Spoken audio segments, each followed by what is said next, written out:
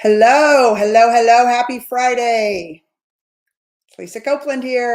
And like I promised yesterday, I'm going to be going live a lot more because I've got a big event coming up on April 19th.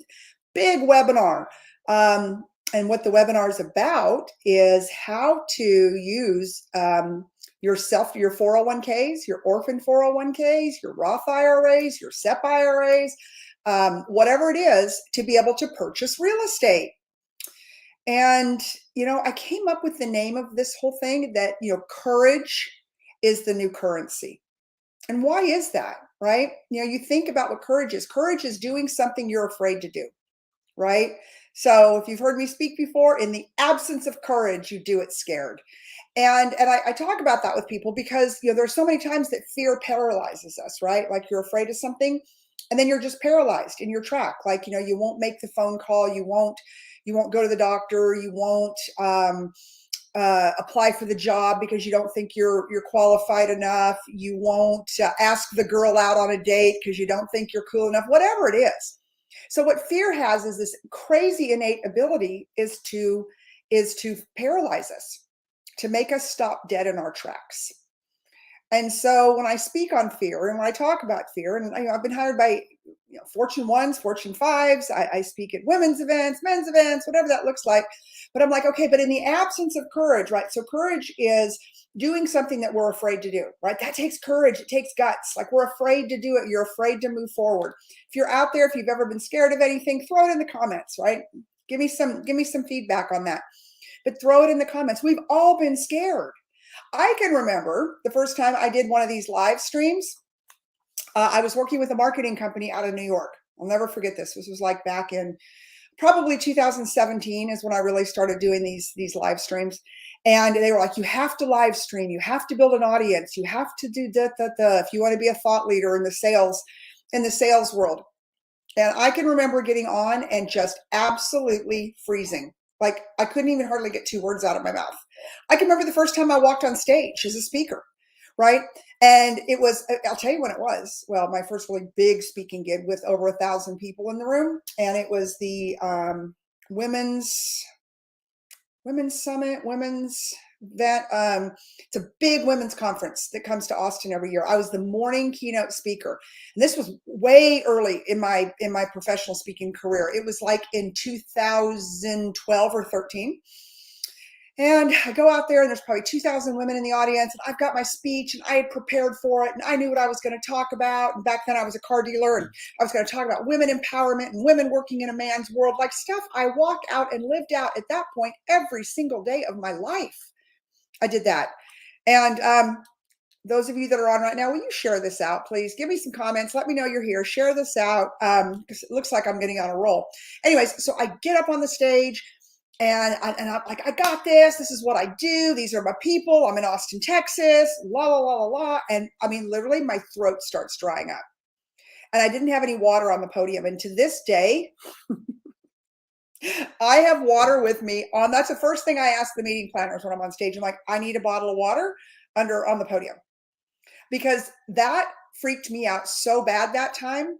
Like my throat dried up. I didn't think I was going to get another word out of my mouth with no water and 45 minutes left to go on speaking. And so, it happens to the best of us, right? There's something in our body sometimes that just shuts us down, that paralyzes us, that stops us in our tracks. And it's fear. So in the absence of courage, right? Meaning that we are fearful to do what we're afraid to do. I will tell people you got to do it scared. So sometimes you just have to acknowledge the fact that I'm scared, I'm terrified, I'm nervous right now. I don't know what the outcome of this event will be, or of this ask, or of this whatever I'm doing, but I'm going to do it anyways, right? In the absence of courage, do it scared. So do it anyways. I tell you all that to say, people are absolutely paralyzed right now in this economy. And so, me, the first thing I say is turn off the news. They lie. Turn off the news, right? There's a reason that there's a 24-hour news cycle. And they've got to keep feeding the propaganda machine propaganda to keep that 24, to keep you paralyzed, to keep you afraid, to keep you turning on the news. Like, think about when we have a major event in our country, anything, a terrible, a tragedy happens. What is the first thing we do? We turn on the news, right? The 24-hour news cycle. And I start to figure out, like, if I sit there for an hour, the next hour I'm going to see the same thing, and the next hour the same thing, and the same thing, and the same thing, right? So at some point, like, you need to know what's going on planet Earth. I get it totally. I get my news from Twitter, on Reuters. I love Reuters. If you all have not used Reuters on Twitter, it's excellent, because that's what the news, that's what Fox and CNN and MSNBC and all these guys use to create their biased news report. Right? They get the facts from Reuters, and then they take it, they make it their own. So why not you take it and make it your own? That's what I do 99% of the time. I don't even know how to turn on the news at my house. I really don't. Like, whatever. My husband's got such a complicated system when it comes to all of our audio, video, TVs, whatever. So I don't even know how to turn them on. So anything I see online, and I try to watch Reuters and a couple of the news stations that I happen to trust. But anyways, that's not what I'm here to talk about today. You guys know me. Like, I feel like I'm having conversation with all my friends, so forgive me for that. But what I want to talk about today is what is going on in the real estate market in the United States of America, pertaining especially to Central Texas. But if you're in any robust area that you still have you still have jobs and employment, this is probably going to be relevant to you. Have house prices come down? Yes, of course they have. Because think about, first of all, what drove house prices up? It was during the pandemic. And not to go down that whole rabbit hole, but the bottom line is it was supply and demand, right? There was more demand than there were supply of houses. And that wasn't just because of the pandemic, and that wasn't just because people were leaving California and coming to Texas. That was part of the problem, but that was not the only reason. The biggest reason is that the new home builders had to stop building, right? You had a pandemic, you couldn't get a workforce out there, you had supply chain issues, you couldn't get wood, glass, cement, bolts, nuts, you name it, you couldn't get it. It was nuts. James and I were building a house during the pandemic, and it kept getting pushed back and pushed back and pushed back, right? I mean, things that were out of our control. But if you look at the National Association of Realtors and of Builders, one of the things that you learn is that about 40% of the homes sold every year, this is a pretty close number, are new homes. They are new construction. And that new construction really caters to that first-time home buyer a lot of times, right? Like when you see these big neighborhoods go in, D.R. Horton, KB Homes, I don't know, there's all kinds of them. But anyways, so they go in and they build what I call so many times affordable housing. So many times when you get into the resale market, you start to pivot out of that affordable housing, and things get to be more expensive. So these affordable housing, these first-time home buyers, and I'm speaking to my part of the world, right? Central Texas, in outlying areas, Round Rock, Pflugerville, Hutto, Cedar Park, when they had houses that were 400,000 and under, 450,000 and under, well, all of a sudden that goes away, right? They have to quit building. So now you got builders that are not building, and you've got an insane amount of pressure on the resale market, because you still have people flooding in here. I'm speaking about Texas. You still have people flooding in here, and you do not have any new construction. So now you got a lot of people bidding on the same houses. And then you add the third pillar to that housing crisis, as it's well known for, is that there were people that didn't want people in their homes during the pandemic. I don't blame them. I sold my house during the pandemic. I'm like, take off your shoes, do this, do that, only one person at a time. I don't want all your little kids in here touching stuff. Like, I get it. Like, I did the same thing. Now, I still put my house on the market, but I felt the same way as a seller, right? There was that angst about having a bunch of people through your house. So if there were people out there that did not absolutely need to sell, they absolutely were not selling. So you had those three crazy things driving the fact that you had a lot of people and not a lot of houses. So when you've got supply and demand, and then let's talk about the fact that money was about free, right? Rates were under 3%. So you got free money, just about free money. You've got more demand than you've got supply. And so what happens? Ooh, right? The prices retch up. And they went up and up and up. And I got into bidding deals with clients of mine, 100,000 over, 150,000. It just happened, right? These were people that needed to move. They wanted the house. It is what it is. And, we all kind of just came to the conclusion that they were purchasing future appreciation. Is it worth it today? Maybe not, maybe not, but it will be in 2 years or 3 years because we're still in a very thriving area that will always have appreciation. You might just be purchasing that appreciation ahead of time. I tell you all of that to say, have house prices come down? Yes. They've leveled out, right? We do, now we have a decent supply on the market, but like even in my town, there's not really enough houses for the demand. So we still have a bit of a supply and demand, but nothing like what we had during COVID. So that raised prices. And so now the market starts to correct. Why does it correct? Well, interest rates are up. They're up, but they're coming back down. My husband's locking a loan today for 5.75. Okay, which, that's still, it isn't 3%, but that's way under. I mean, rates y'all got to like 7.5%. It was insanity. So rates are coming back down. I heard something today from the feds that inflation's getting under control. It's half of what it was, blah, blah, blah. Who knows? Anyways, all of that being said, yes, house prices have come back to a normal amount.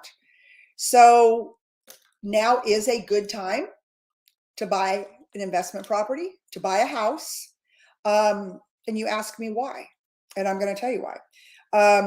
As interest rates come down, okay, when rates go up, like what they've done, house prices come down.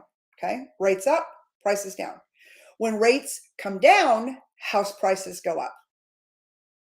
Just how it happens. That's just how it is, right? Why do they go up? Because when rates come down, people get kind of excited, and now it increases the demand. And with increased demand, increases bidding wars, increases offers, and then all you need is the house next door to sell for 50,000 more than what it should have sold for, and now you've just upped the comps in the entire neighborhood. So I've just given you an economic lesson according to Lisa. But it's all true. It's all true. So this morning I was out looking at properties, and I was sending over properties to an investor client of mine, and I was just going through the MLS for him, and I was sending him over. I sent him like 22 properties. So Austin, if you see those, look them up. But I sent him over like 22 properties, and all under $250,000, right? I wouldn't have found 22 properties under $250,000 that are just like primo investment properties a year and a half ago. No way. Those under 250 properties, there would have been 10 offers on them, 20 offers, maybe 30 offers. Y'all, I stood in line one time with a client of mine just for our appointment to view the house, like a line like halfway down the street. I will never do that again. That was so stupid. But so assets are on sale. It's a great time to acquire property. So you say to me, okay, great. Yeah. Okay. I want to get in the game. I want the tax advantages. Hold on. I'm pulling up here.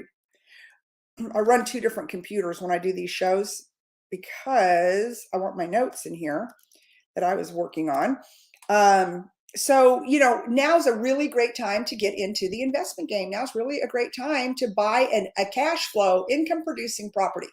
So besides making a little bit of money on a property every single month, what are the advantages, you ask me? Like, why do I want to do that?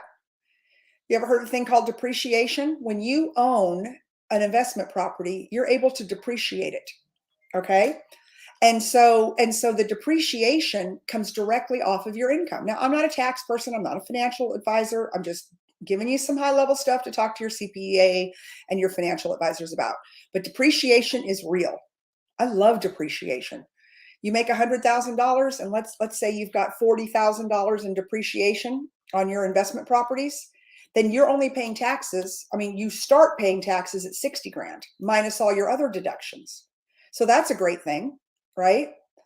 So, what are the only real hacks to beat the tax man nowadays is buying a car that's over 6,000 pounds, because it's 100%. And if you're self-employed, it's 100% deductible the first year. Buying a jet, I think it's at 80%. Buying real estate. I mean, that's really it. And then your business expenses, but your business expenses are expenses. I mean, you've spent the money on that. So, I don't know that that's not really a hack. All that is you're just, reimbursing yourself at 30% of what you spent to build your business. So the real hacks in building generational wealth, because the number one expense that we have is taxes. If you look at all your expenses and put them on a spreadsheet, more than your mortgage is the money that you pay the government. So why would you not do everything in your power to decrease that tax liability and keep more money in your pocket? Build appreciating assets in your war chest versus taking the money, taking money and giving it to the government. All right. So I think you understand where I'm going with this. All right. So many times people say to me, well, God, I love what you're saying. I know you're right. This, that, and the other, but I don't have any money. I don't have any cash, or I'm nervous right now because I listened to the news last night and the news said we should hold on to our cash because, bananas are more at the supermarket than they were in 2020. Yeah, all that's true.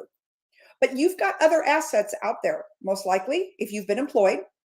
If you've been a good tax planner, meaning if you're self-employed, buying your IRA every single year, your simple interest IRA, I think it is for us self-employed people, Roth IRAs for those of you that are not self-employed. So the simple interest IRAs, when you're self-employed, you get to buy it with pre-tax dollars, and then you're taxed at the rate whenever you cash it in after 62 years old. A Roth IRA, you're buying it with after-tax dollars, but then you get to, again, with the gains, right? You don't have to pay tax. I'm not sure on that one because I always buy the simple IRAs. I don't buy the Roth IRAs, but I do know that the Roths are bought with after-tax dollars. So, anyways, not trying to give tax advice, but I'm just telling you, all of us have that money, and I've got like 10 of these things, 10 or 15 of them. I don't even know. At $15,000 a piece, right? Mine and James's. That's just money that just sits out there. I didn't even know before I started doing all this work. I didn't even know how or what they were tied to. How did we make money on those? I didn't know. It was just out there because I had to purchase them because I wanted a tax write-off, right? I wanted to go get a tax write-off for it. Which, in fact, I'm going to the bank today to buy 2 more of them. So what I've done is taken all of those vehicles, put them together, and put them into a self-directed IRA, right? So there's a plan for that, and there's companies that do that. Your bank doesn't do it. Your CPA doesn't do it. So what I've got is the company iPlan that I do mine with. I've got them on the 19th, which I think is Tuesday. No, is it Tuesday? Let's see. Tax day is Monday. God, I know that one. Oh, it's Wednesday. Wednesday, April 19th. Write this down. April 19th at 12 noon Central, 1 Eastern, 12 noon Central, 1 Eastern. And I'm going to have the owner of this boutique agency on here. She's going to run the webinar. She's going to give all the advice. And she is going to show you that you can 5X your investment portfolio by taking all of these orphaned vehicles, like your orphaned 401ks, all of these IRAs. And what is an orphaned 401k? That's all of us have had more than one job, most likely. And so you always leave a 401k behind. So you can take those 401ks and you can roll them into a self-directed IRA. Y'all are going to be shocked when you go take an accounting of all the little funds that you've got sitting around that I honestly could not tell you what any of those little accounts did for me, except that I knew that when someday I turn 62 or 65, I could start drawing on them. That's all I know about them. I couldn't tell you to this day the ones what they were tied to, what indexes, how I was paid on them. I don't know. I have no idea. Still don't have any idea. It doesn't matter because I've now pushed them all over to iPlan to go into a self-directed IRA. It's very inexpensive to do. She's going to talk about that on Wednesday, April 17th. Listen to me, April 17th. And this is the website for it, by the way, crushingitinrealestate.com, crushingitinrealestate.com. Get registered for it. Nobody's going to bug you, whatever. And again, like, there'll be people from all over the country watching this webinar that I won't be able to sell real estate to. This is like, I'm sharing this with my audience. I'm sharing it with my clients too. Like, I've got 6 new clients that I'm just waiting on for them to finish with the paperwork on their self-directed IRAs so we can go out and go house shopping. This is good for a duplex, a fourplex, a single family home, to buy your first home. You can pay the expenses of the rental out of there. You can pay the mortgage payment out of there. You can pay for the repairs out of the fund, everything. I mean, finally, to take all of that money and literally, and we'll talk about it on Wednesday, but there's a really big guru who does a podcast, and we're going to talk about it. And he's done this whole analysis on the fact that it's 5x, minimum of 5x of taking your money from a regular IRA, orphaned 401k, stock market, all of that, and redirecting it, right? Self-directing it. Self means, right, that you take control of your money and your assets. Boy, that's a novel idea. So on the self-directed IRA, why does it make sense? I'm looking at my notes here. So number one, it gives you greater investment flexibility. It allows you to invest in a wide range of assets, including stocks, bonds, and mutual funds. This also includes real estate, which can provide diversification. The tax advantages: a self-directed IRA provides tax advantages similar to traditional IRAs, and contributions can be tax deductible. So here's my example. I'm going to go today, and I think it's $7,500 we can put in now. You know, you get the after $50,000 makeup, whatever, blah, blah, blah. So it's $15,000. So I'm going to go put $15,000 in today for James and I. Then I'm going to turn around next week and I'm going to send it over to iPlan. And so, okay, so we're going to be able to take that $15,000 off if we ever file a tax return for filing an extension. We're going to be able to take the $15,000 off of our income. Boom. So now all of a sudden I've got a tax deduction. I've got an asset sitting there, right? That someday, whatever, it's our money at a certain point. We're going to put it into a self-directed IRA. I'm going to turn around and I'm going to invest that $15,000 that I put in that IRA. I'm just like my hands. I'm such a hand talker. And I'm going to put it into real estate. So what did I just do? I am getting $15,000 tax write-off, which doesn't suck. And then I've got 15,000 more to put into these properties that we're buying. Right? So guys, it is the biggest no-brainer on the planet. Like, this is all I can talk about with people. It's like, I wish I would have known this. I wish I'd have known this 2 years ago. But sometimes, but once you know something, this is one of those things that you can't unsee it once you've seen it. You cannot unsee it. It's absolutely the greatest wealth real estate hack on the planet. You get the tax write-off, you got the money, you've got it sitting there for the someday, and then you're able to self-direct it, put it into an IRA, and then buy an appreciating asset, which is real estate. Okay. Let's see, number 3, you have more control over your investments. We talked about that. Number 4, ability to leverage funds. With a self-directed IRA, you can leverage your funds by using a non-recourse loan, which means like a Fannie or Freddie, FHA or VA, to purchase real estate. This allows you to invest to higher value properties that you might not be able to buy with cash alone. So bottom line is that this is an approved an approved equity tool. Equity meaning cash, equity meaning down payment for all mortgages, FHA, VA, Fannie, Freddie, jumbos, all of it. So it's cool. Like, you can say to your mortgage company, hey, I've got this self-directed IRA and I'm going to use that for my 10% down payment. Boom. Easy peasy. Then you never have to hit your savings account if you don't want to, right? If you want to keep your cash, but cash is trash. That's another video.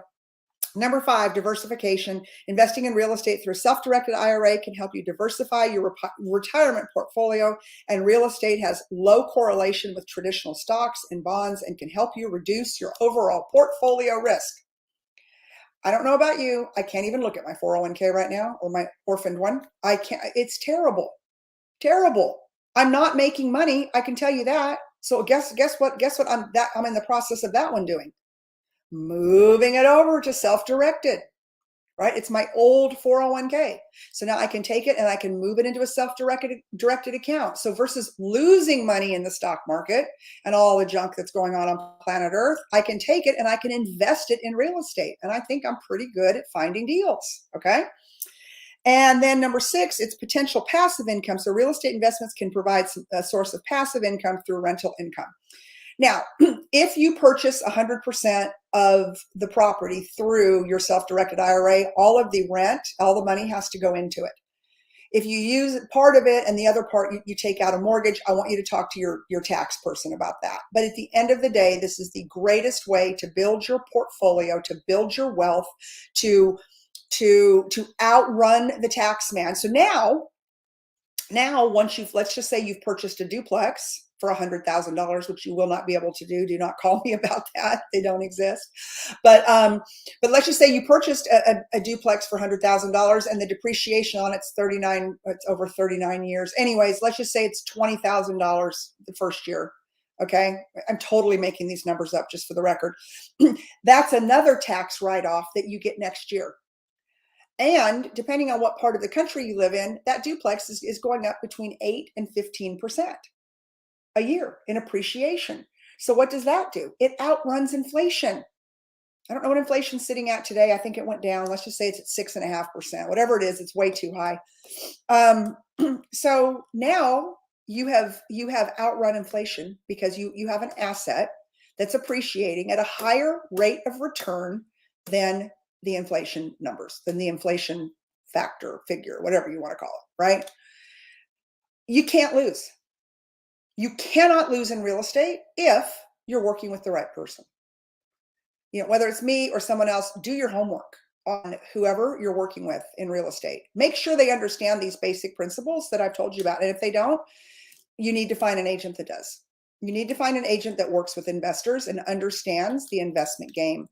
But most importantly, I want y'all to register for crushingitInrealestate.com. Even if you can't make the live, we will send you out the playback, and you are going to be blown away what you can do with these old IRAs. You know what I call are like they're like forgotten assets. I mean, I have so many of those because I'm old, I guess, but I had so many of them that I didn't even know. Like we had to like really dig to find everything because every year we do what we do now. And we go to the bank, and we've changed banks a couple times, and we go to the bank and we buy them so that we can have them to write off of our taxes. Sitting there doing God knows what, but hundreds and thousands of dollars that I didn't even think about. I mean, frankly, I would have used them to buy this house. So I'm kind of glad I didn't, because now I'm going to use them to buy investment properties.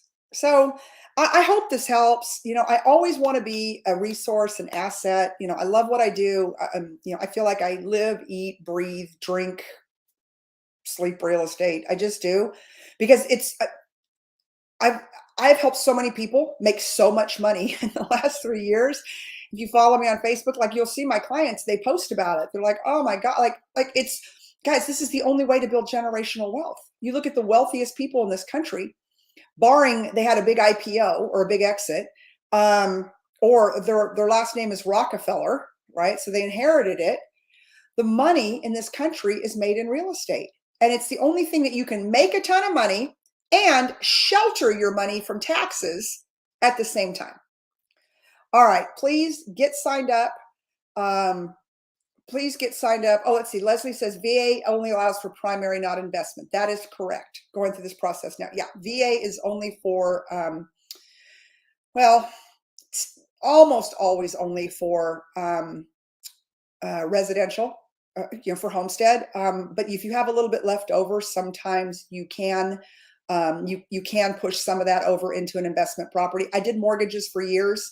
I own Austin Mortgage. My husband runs it now, but there is some hack around the VA if you've got some leftover entitlement, but I don't want to speak on it. I'm not sure 100%. But anyways, please, please, please get onto this webinar on Wednesday. I promise you it'll be the best. It's going to be easy. You know, it's not a sales pitch. We're not trying to sell you real estate. I just want you to know what you can do with these orphaned vehicles. And I say orphaned because like you don't think about them. You know, that $15,000 that I'm going to have to go write the bank a check for today, I can't use it for a long time because, you know, you get penalized if you take it out before the age of 62 or 65, whatever that looks like. But I can use it for real estate and not get penalized. Guys, I've had so many clients before I knew all of this that they would go take money out of their 401k for a down payment and borrow it from themselves or cash it out and pay penalties. If I would have known this then, I would have helped them dig around a little bit harder. So information is power. Disinformation will hold you back. Misinformation will hold you back from building generational wealth. And so, you know, courage is the new currency, right? It takes guts. It takes guts to get into this market. It takes guts to unlearn what you've had a lifetime of learning. And then I'm going to leave it with this. You're going to love what I say. You're going to get onto this webinar on Wednesday. You're going to be so pumped up, so excited. You're going to call your stock market, your stockbroker, your financial planner. You're like, I'm going to move all this money. I'm going to move it into self-directed IRAs. And they're going to go, no, no, no, no, no, don't do it. Because that's the conversation I had with my wealth manager. He's like, no, no, you don't want to do it. Of course he doesn't want me to do it. They don't want me out of the stock market. They don't want me out of bonds. They don't want me out of that, right? That's why they call it a self-directed IRA, because this is you taking back your power, learning all you can learn to build generational wealth, which you're going to learn on Wednesday at crushingitwithrealestate.com, crushingitwithrealestate.com. We're going to show you how to take control of your financial future, to buy assets, meaning properties, and to build generational wealth in real estate. All right. I hope y'all have a great day. I'm going to be on here like 9 more times between now and Wednesday because I want everybody to understand the power that you have. And I want you to understand that there's only one way to get wealthy in this country, and that's with real estate. I hope y'all have a great day. Lisa Copeland signing off. Bye-bye.